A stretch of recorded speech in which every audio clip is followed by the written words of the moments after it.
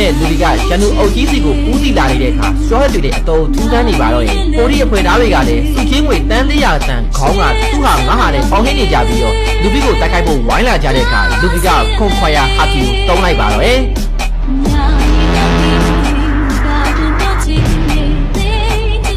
ဒီအနာကိုဝိုင်းလာတဲ့ဒီမှန်များဘာမှမလုပ်ပဲလဲချက်သွားတော့ကိုမြင်လိုက်ရတဲ့ဟိုဒီလေအရန်ကိုအံ့ဩနေပါတော့ရဲ့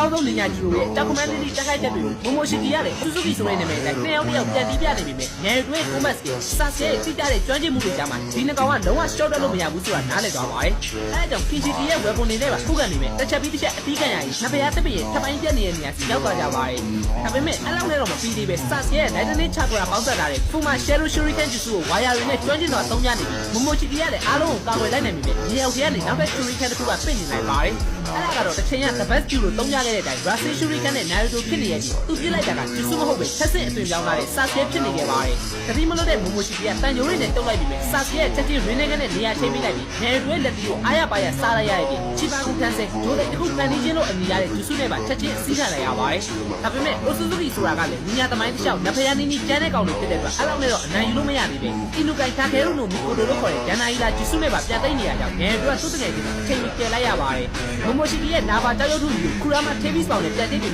ထင်တော့တုံးမပေါက်တာကြောင့် Sasuke ရဲ့စတာနို MRI ပါတက်ပြီးလိုက်တယ်။ Momoshiki ပြောတဲ့အစစ်လိုက်တတော်နှစ်ယောက်ကပဲတစ်ချက်လောက်ပိုင်းပြလိုက်ပါတယ်။ဘုံဘလို့ကိုပါနေ